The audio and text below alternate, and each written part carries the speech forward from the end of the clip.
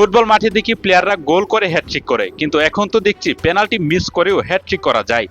আর এই রেকর্ড গড়লেন ব্রাজিলিয়ান তারকা ভিনিসিয়াসের কার্বন কপি আরেক ভিনিসিয়াস।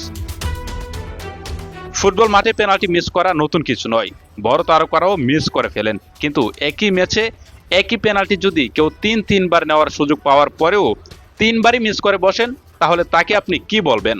ফুটবলার নাকি কুতকুত খেলোয়াড়?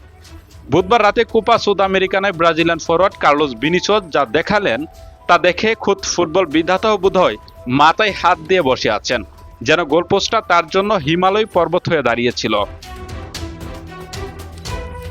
ঘটনাটি বুধবার রাতের। চিলির ক্লাব পাউলিস্তানোর মুখোমুখি হয়েছিল গ্রেমিও। ম্যাচের মাত্র 11 মিনিটেই পেনাল্টি পেয়ে উল্লাসে মেতেছিল গ্রেমিওর সমর্থকরা। তখন বল হাতে এগিয়ে এলেন অভিজ্ঞ ফরওয়ার্ড কার্লোস ভিনিসিয়াস।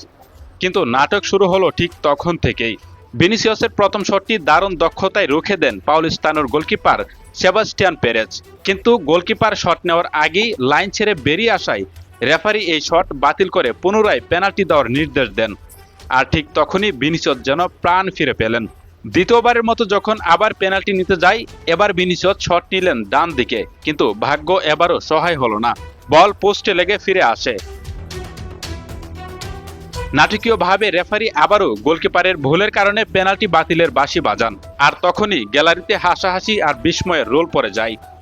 তারপর তৃতীয়বার যখন সুযোগ পেলেন, তখন সবার ধারণা ছিল এবার বোধহয় আর ভুল করবেন না 31 বছর বয়সী এই তারকা। কিন্তু এবারও ঘটল চরম হাস্যকর ঘটনা। আবার যখন শট নিতে যান, তখন তিনি পা পিছলে পড়ে যান। আর এই সুযোগে পাউলিস্তার গোলকিপার পেরেজ খুব সহজেই বলটি থামিয়ে দেন। 3 বারের চেষ্টাতেও একবারও বল জালে জড়াতে পারলেন না এই ব্রাজিলিয়ান ফরওয়ার্ড, যেন ভিনিসিয়াসের যমজ আরেক ভাই কার্লোস ভিনিসিয়াস, যাদের কাজই হচ্ছে পেনাল্টি মিস করা। তবে দুর্ভাগ্যের এখানেই শেষ নয়। পরে বিয়ারে তার একটি গোল বাতিল হয় এবং শেষ মুহূর্তে তাকে হলুদ কার্ডও দেখাতে হয়। আর এই পুরো ম্যাচটি গোলশূন্য ড্র হয়। 3 ম্যাচ শেষে গ্রুপ টেবিলের দ্বিতীয় স্থানে রয়েছে গ্রেমিও।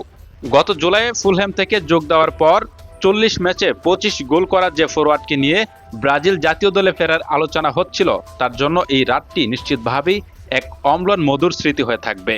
টটেনহামের সাবেক এই তারকার এমন হ্যাটট্রিক মিস ফুটবল ইতিহাসে বিরল এক হাস্যকর অধ্যায় হয়ে জমা রইল।